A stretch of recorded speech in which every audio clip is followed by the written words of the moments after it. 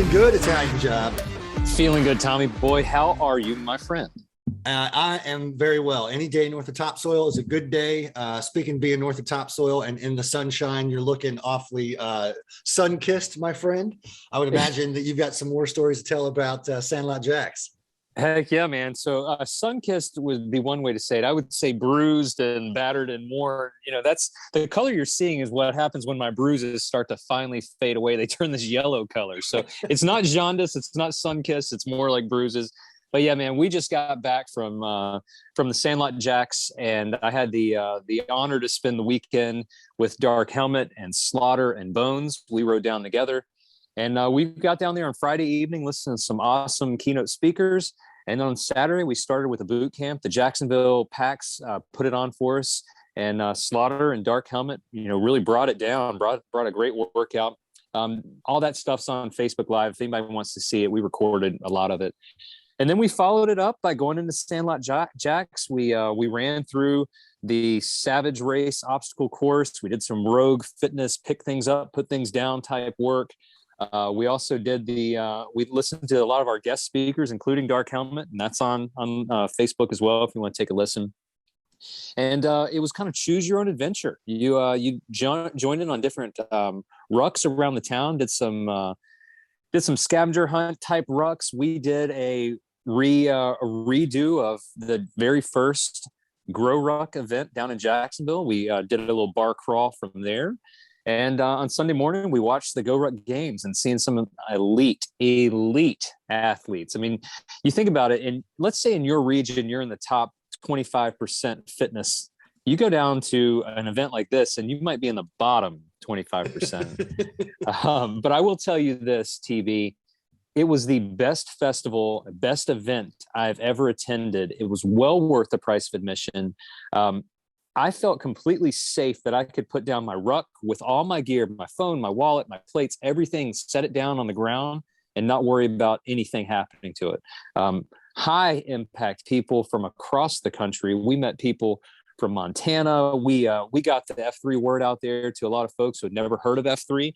But then again, if you see a group of guys walking around in black F3 shirts, someone's going to say, hey, what's F3? Dark Helmet did a great job describing F3, what it's all about, why we do what we do. This is a long-winded way of me saying next year, when this thing goes live, which will be April again, next year, you've got to sign up. The guys have got to sign up.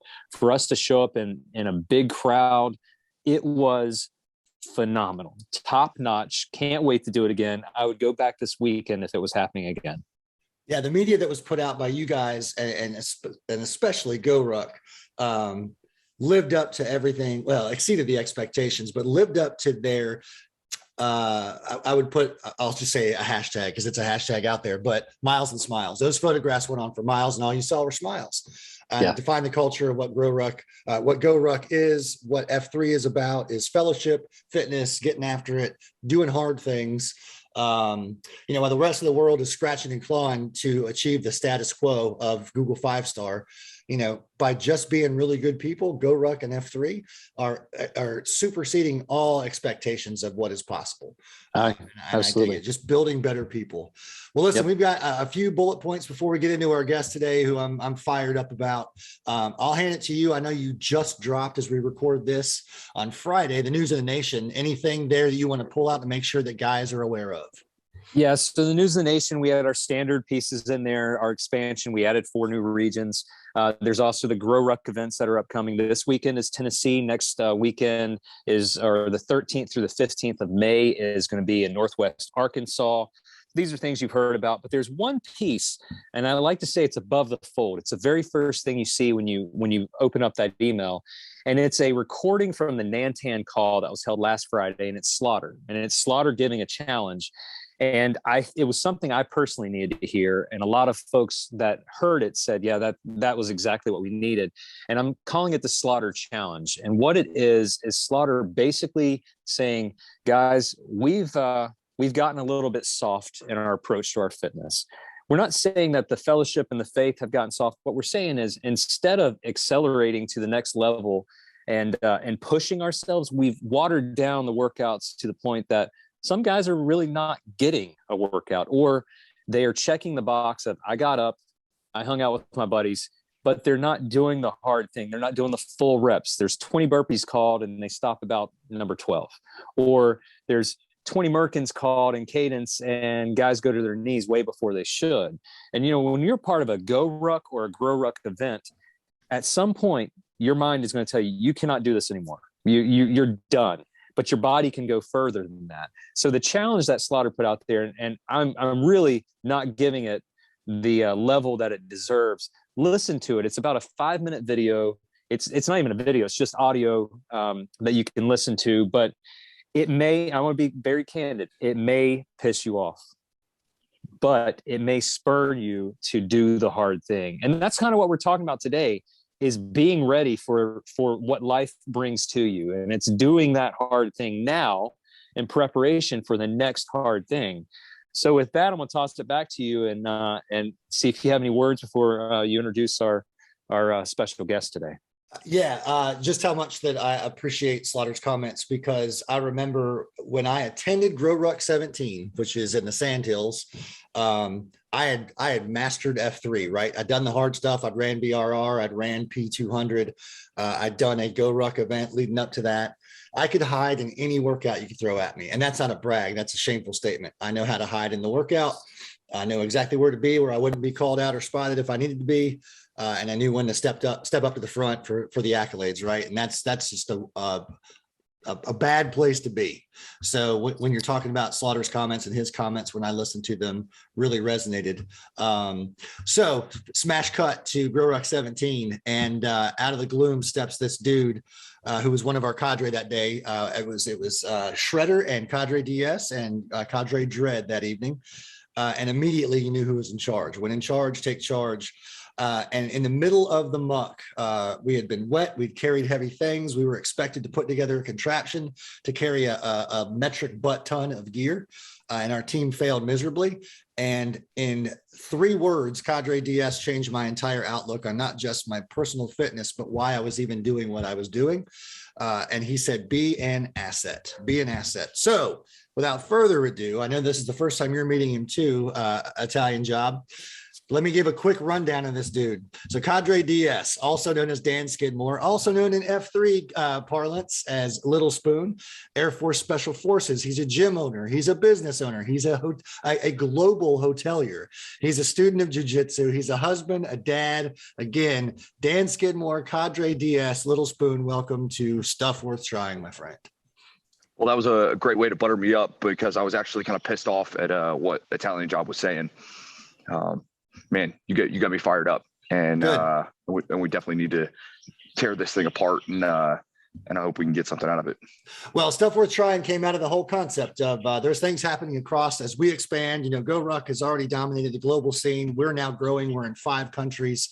We want to make sure that we know that what the guys are doing in F3 Africa are happening in F3 Golden Coast, right? So we want to make sure that we're sharing ideas when it comes down to the Nant'an putting out the challenge to stop being soft and get after it. You were the guy that came to mind. If guys have not listened to Pick Up the Six conversation with Cadre DS, highly recommend that combo with he and Hello Kitty. But before we dive into that, my friend, how long have you been doing F3 and who EH'd you? Since I believe the year was 2018, I started, kind of knew about it. My first intro was at the first GORUCK event that I ever did, as a assistant cadre. It was there in Charlotte, North Carolina. So, the boys brought it hard. They've got a great crew there. And I didn't really know what the black shirt with the F3 in the center of the chest was all about, but I soon learned, and it was something that I wanted to be a part of. It wasn't until the HTL that we ran, it was Cadre Heath and myself, and man, it was a really fun time. Again, challenge train and test those guys, and in the middle of the night in a breaking and entering operation into, I believe it was the UNC lacrosse field, where they weren't even done with construction, and we found ourselves in there in the middle of the night doing PT, and told a little story, and the dudes hooked me up with the name. So I love it now, man. I dig it.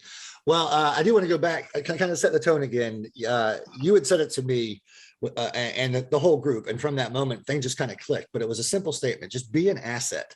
A lot of times I think about our credo, which is leave no man behind, but leave no man where you found him. So be an asset to me resonated in such a way as no matter where you are, what your ability is, find a way to put that to use for the betterment of the team. Or even briefly said, it's not about you. Be an asset. We call it purpose. We call it where our dolphin and daffodil meet, the D2X. Where did be an asset come into your vernacular? Well, it was actually the opposite for me. So, I was 21 years old on a jump trip down to Key West, and I was definitely drinking too much and kind of showing my ass. And one of my best friends looked at me and said, "Hey man, like you're becoming a liability." And that hit me like right in the chest. And it was like, the opposite of exactly what you want to do. I thought that was like the thing at the time. Is like, hey, we work hard, we party hard, but if you can't control yourself and like if you show up, if you're a liability to the team, then it's even worse. And so we want to strive to be an asset, and you should, no matter what you're doing, find work in whatever avenue that is. And so like, in terms of a GORUCK event, like even if you can't carry the heavy weight, do something to be a better leader or a better follower if you're not in that leadership position. But yeah, man, it all started with the opposite of that. And I'm not proud of that, but you got to start somewhere. Yeah, absolutely. Italian job. In the words of Coach Lasso, congratulations, you both just met a cool person. You got that right. What you got for Cadre DS? I love the concept of being an asset because let's be honest, how many times in society do we look around and realize that we're full of liabilities? How many times are you part of a group where you look around and say, nothing's getting done? No one's doing the hard thing. No one's willing to step forward. I just love that concept. As a matter of fact, that was something that Dark Helmet was telling us this weekend. He's got the ruck on his rucksack. It's the be an asset patch on the back of his ruck. So, we kind of talked about the be an asset. I do want to know, though, you're a fit guy. Clearly, you're a fit guy. Have you always been kind of, fit? Were you big into sports younger? How did you get to your stage, and kind of what brought you into service, where you became more of an asset and less of a liability? Yeah, so in school, all the way through high school, I played basketball, ran track and cross country, dabbled in other sports, played a little soccer. And so my fitness was always huge to me, right? I wanted to take care of that side so that when it came to the game day or the objective or the hard thing, that the physical element was taken out of it so I could focus more mentally on whatever challenge we had. And so as that kind of manifested itself through Air Force training and like the air traffic control, that was probably the hardest test for me, because you're learning about this 4D environment where there's aircraft moving in, you're trying to sequence these guys. Like I didn't have time to worry about if my body wasn't holding up correctly. And so that became huge for preparation. Get as physically ready as you can so that whatever mental challenge you have that's what you can focus on. And man, that goes right into what you're saying. It's like staying hard, right? Toughening up, because if you're worried about that extra 10, 20 pounds that you're carrying around, that becomes a liability for not just yourself, but also the team. Mm-hmm. Yeah. I think it's just the phrasing. We're all in some way, shape, or form men of business, right? Whether it's a side hustle or it's our main focus. And when you hear that word in a business context, you're in trouble. And for some reason, there's a breakaway when the tie comes off, and when you don't hear be an asset, or you don't hear you are a liability. But that's the honest truth. The definition of the word doesn't change just because we're clocked in or clocked out. Well, it's like strengths and weaknesses, right? We all have them, and you can identify how your weaknesses make you a liability. I have them still to this day, and I'm constantly trying to work on those so you can narrow that gap to where, like, it's like insurance, right? I mean, what's your risk? What's your liability? And if you can view everything you do in that way, well, then you're just tightening up the shot group, and you're becoming harder to kill and a better man for your team. Yeah. And you have a much more realistic take on what our overall mission is, which is to leave things better than we found it. Right. And if we're coasting through and we hear the words, "What are your strengths and weaknesses?" and we go, "Oh gosh, not this conversation," that's the absolute wrong approach. Obviously, your weakness is you want to run from the reality. And when we're talking here today about running towards the reality, right, and figuring out what that is and how to be ready for whatever, And you talk about ready for whatever fitness. Dredd has mentioned being gas station or sheets ready, and his latest minivan Centurion writings and musings. How do you define ready for whatever fitness? Oh, well, it speaks for itself. You hate to give the definition inside the definition, but prepared for the unknown, because one day it could be, a fitness challenge. One day it could be hanging out on vacation, or, a vacation can turn into hell pretty quickly, right? You could be stuck in Barcelona and have to ruck with your wife back through an angry mob who's thrown a crazy situation, and you got to get back to the airport because your flight's at 11 p.m. This happened to me with my wife in Barcelona. And, if I wasn't prepared to do that, if she wasn't prepared to do that, well, it could have been a bad day and stuck in a city where we didn't know what was going on. But man, you never know what's going to be around the next corner. And I love the gas station ready thing. A great follow on Instagram is Jailhouse Strong. And that's one of their hashtags. And they're, high impact men, big, strong guys. And so that's huge. You never know who's going to come up to you and start some trouble. We can't control that because the bad guy controls the when, the where, and the intensity of the fight. And so being prepared for that situation, I think, is incredibly important. And that's the worst case, right? You take it a couple layers back, and then it becomes exponentially easier to manage. Yeah, I love that philosophy. I've heard Dredd say, we're preparing for the future hard thing. And sometimes that means we're working out in the morning so we can carry the family's bags at Disney World, or load the car up or carry these things.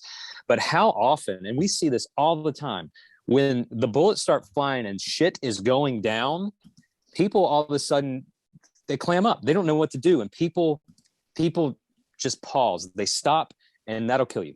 So being ready, it's one of those things. My wife tells me, you're always on. It's just your eyes are looking around. I'm like, just in case, because if something goes down, it's time for us to get out. And I'm always looking for the exits. I'm always looking to move on. And I kind of look at that as being gas station ready, or being ready for what could go wrong. Because if it starts, something does go wrong, I don't want to pause, and now my family's in danger. And just like you said, sometimes it's throwing the weight on the back and saying, let's go. Let's drop that shoulder and let's go. I'd much rather be moving towards something than a sitting duck when something goes down. Yeah, that awareness piece is huge, as well as stress inoculation, right? It's very easy to freeze in that fight or flight situation. You don't want to be caught there in the middle. And the best way I've found to do that, and for training, is to put yourself in those little situations. GORUCK events do a really good job of that. Fighting does a really good job of that. And then just running through scenarios in your mind. You can't always be in that high state of red zone, because it just doesn't work, right? And you become that crazy situation. We've all been there, where we're too hyper alert. But putting yourself in some dangerous situations and then learning how you deal with it, right? The first time you have blood on your hands shouldn't be the first time you have blood on your hands, right? And so stress inoculation in training is huge. And so what you're talking about with the F3 guys getting soft in the mornings, if it's getting too easy, cranking it back up in a professional manner, because anybody can write a workout that's going to break everybody, and guys aren't going to want to return. But we have to find what hits that stimulus so that guys can continue to grow and sharpen the blade. Because you can't if I'm trying to sharpen my knife, I can't use something dull, right? But if it's too hard, then it takes the edge away. And so we have to find that. Yeah, man, that balance there, where yes, it's hard, it's doable, but holding yourself accountable, because that's what that's what it's all about for the guys, is somebody, and it could just be one person that says, hey man, you need to go back and rehack those reps before you get in the car. Yes, we know you got the rest of your day. Or it's some kind of penalty throughout the day where, man, maybe the guy at max failure, 20 push-ups is too much, 12 is enough. And so throughout the day, throw those challenges down and say, all right, man, you missed out. Well, now it's 4 times the amount of push-ups throughout the day that you have to make up on because of that deficiency. And it'll make it more manageable. Yeah, I heard someone say this the other day that I loved. He said, he said, you can modify the exercise, but don't modify the effort, which I love that. Yeah. Hey, man, I can't do 100 burpees in a row. All right, so do 100 push-ups. I can't do 100 push-ups in a row. Well, I'm going to do as many as I can. If that means I need to switch something, I'm not quitting. I'm just going to modify the exercise, but not the effort. I'm still going to put the effort in. I feel like there's a piece of that permeates professional life, permeates family life. It's do the best you can, put the effort in, even if you don't think that you can do it. I mean, Cadre DS, you probably see it in every one of these GORUCK events where guys think I'm done. I'm past the point. I can no longer go any further. Yet with other guys around them, with that push, they find that extra gear. They find that extra strength deep inside. And I'm sure you probably have seen that. So, I'm probably putting you on the spot on this one, but is that a pretty common occurrence when things get really tough that we kind of, we think we're done and then we can find that strength?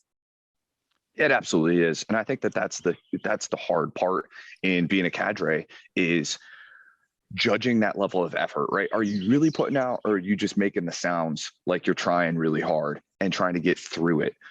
So gauging that within the team and the group. I know for me, like sometimes you got to break up that effort, right? Break up hard things. And even like when I'm having hard discussions with my wife, I'm like, all right, time out.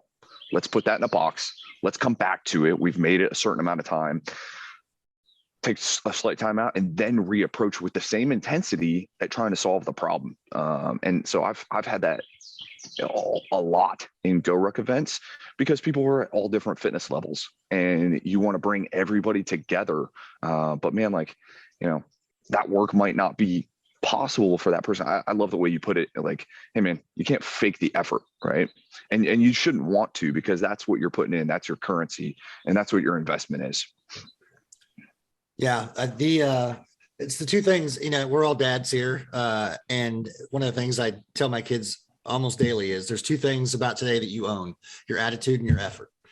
Beyond that, anything could go sideways, and you got to work even harder to make it right, or to make it fit in whatever context you need it to fit into. But you can control your attitude and your effort. It's like an F3 parlance. When I show up at 5:30, or when the pack shows up at 5:30 and I'm in charge, my goal is not to waste any of their time.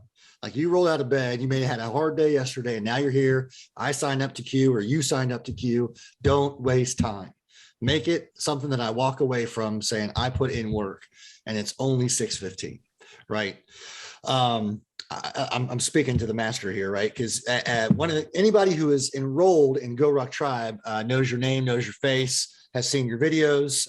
You're responsible for putting together a monthly challenge. By the way, loved April's challenge. The Apache runs were powerful, but that workout and understanding partnered with the book, which was Breath by James Nestor. Phenomenal pairing, but the workout was great. Very, I wouldn't say it's a complex workout, but it certainly got the point across of, hey, do all this stuff. And by the way, you got a mouthful of water and you're not allowed to spit it out. So you got to think about some things you don't think about often, AKA your breath. For guys, one of our core principles is that we lead in a rotating fashion. We have no professional training when it comes to what we do. Some guys may, but the majority do not. So as the guy who is responsible for putting together monthly workouts for tens of thousands of people that are enrolled in Tribe, and then everybody else who's in SRT with you, what do you think about when you dial in a workout that will push people to their limits, but also not just destroy them where they don't want to show back up? Great question. I believe in programming simple workouts where you don't need harder workouts. You need to go harder in your workout, right? That's a classic Greg Glassman, the founder of CrossFit, phrase is, we don't need to do all these 10 different parts. It's all about intensity, and you manage that yourself, right? And for this workout, breath, right? Breath work, focusing on that. That workout before was extremely difficult for me because I had a deviated septum, got it fixed. But man, like, you know, if you struggle with that, or if you've never had to think about it before, it adds a whole new element. And so for guys that are just coming into the training realm that see, you know, you can stack reps, you can do 250 of everything, right? And like go forever. And that's going to be really complex, but simple is sophisticated.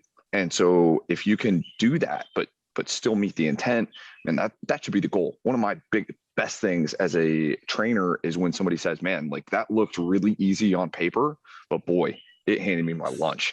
And I love that sentiment because we've all had it. But that's when you know that, hey, well, all these levels of fitness from the bottom guy to the top, they all could get something out of it.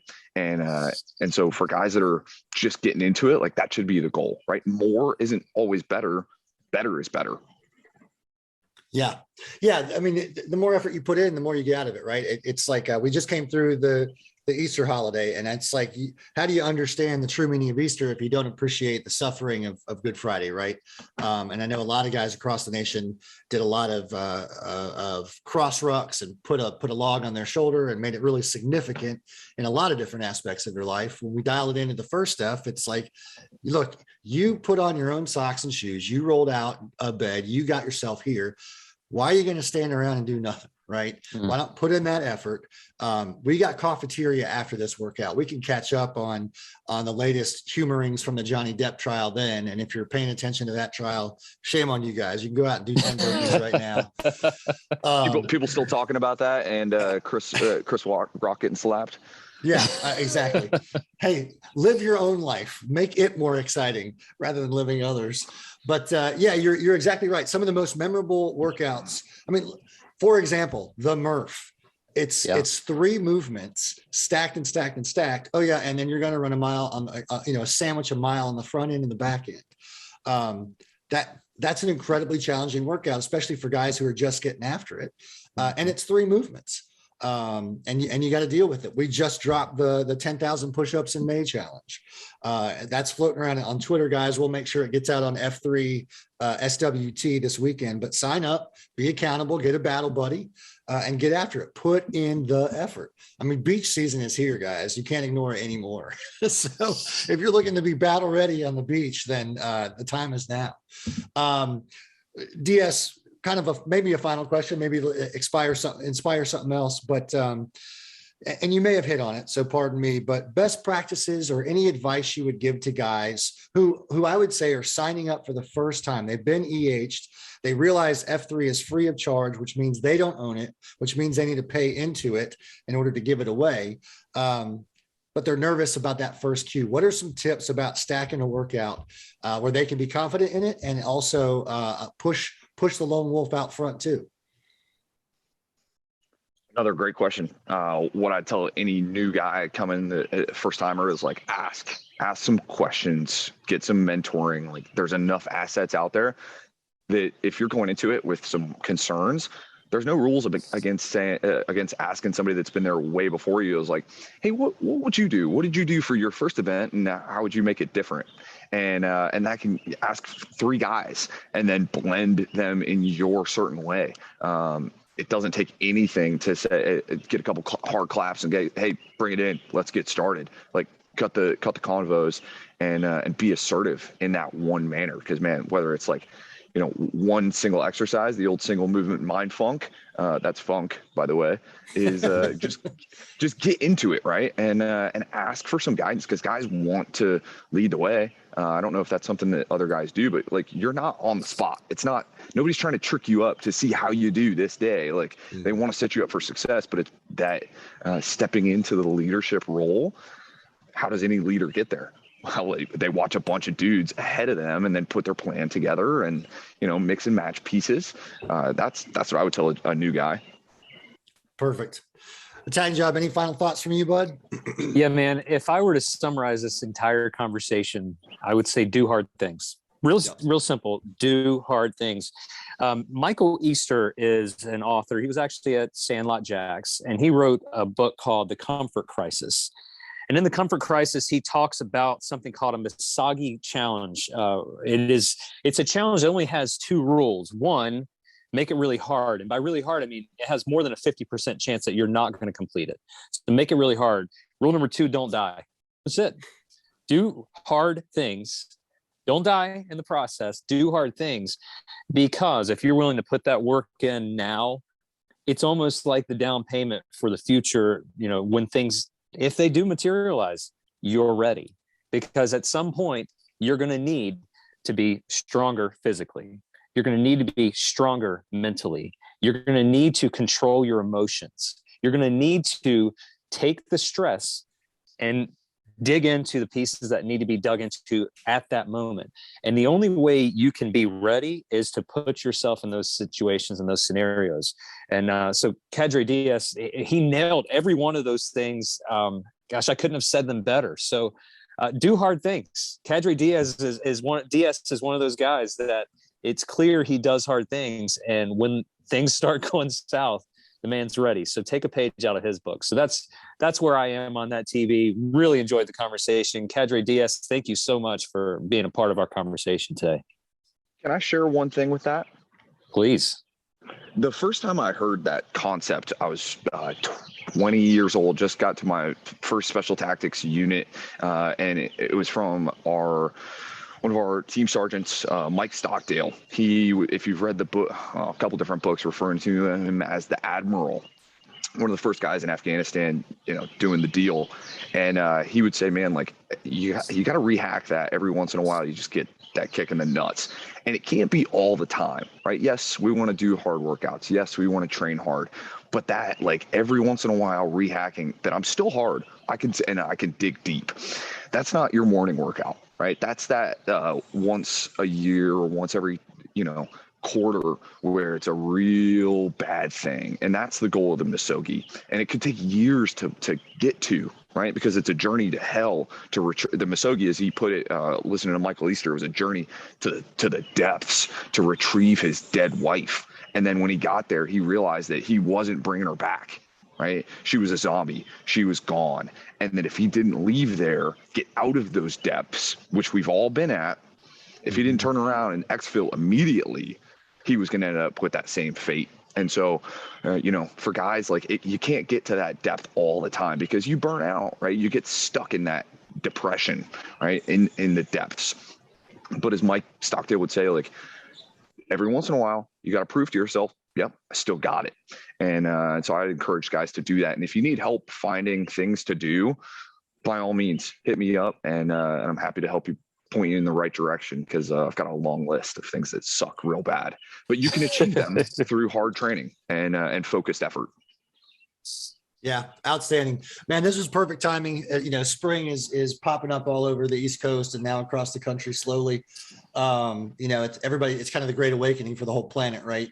And I was reminded, this past week, you posted a picture, Cadre, of you and your son on the beach tossing like a football field, but straight up in the air.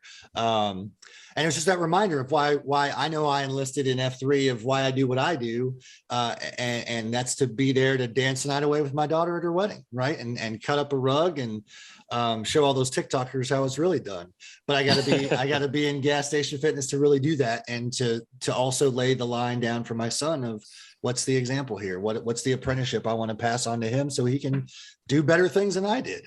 So I applaud you for putting it all out there on Front Street, just for being a solid badass, but also being a badass husband and a badass dad, because those are the things that matter. Those are the things that's our legacy.